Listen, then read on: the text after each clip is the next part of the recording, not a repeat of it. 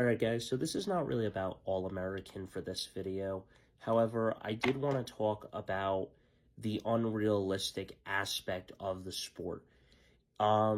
Obviously, with All-American Season 6, it's not really at the time yet with the 12-team expansion format. So, with that being said, it's still the 4-team format with East Coastal California winning their playoff game, GAU winning their playoff game, and them playing each other in the national championship, a 4-team expansion. Now, as you guys know, in the year 2022, Michigan and Ohio State had a chance to play each other in the national championship game, just like GAU and East Coastal are going to do in episode 9. Now, we know GAU obviously wins that, if all of you have seen the episode. However, the unrealistic aspect of this is that only happened one time, as both teams were 11-0 for Ohio State and Michigan, because USC fell by 2 losses, whereas this year of Ohio State and Michigan, where they went 11-1 again, the reason that they didn't get in is because of other things of the best teams, such as Alabama winning the SEC championship, which punched their ticket, and Texas winning theirs and being 12-1, and so forth and so on, winning an extra game, giving them the aspect, or just because of Florida State.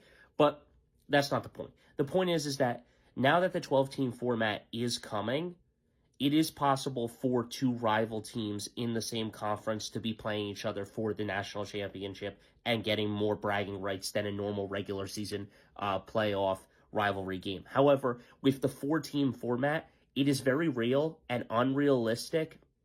It is very rare and unrealistic that 2 rivalry teams that play each other in the same division going 11-0 if they're both undefeated and stuff, which obviously GAU wasn't, so they had to have another team lose and stuff to even get a playoff berth, which means you didn't do your job and you had to rely on someone else.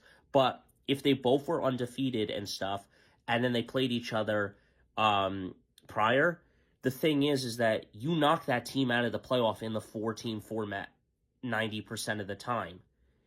It's great that they play against each other one last time, as players with Jordan and everyone and stuff and Spencer.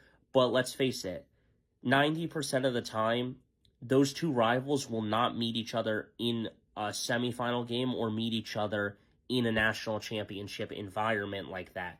The only time that happens is, a very rare case where now the 12-team format, it can happen because an 11-1 team will get in 90% of the time now, or a 10-2 team will get in.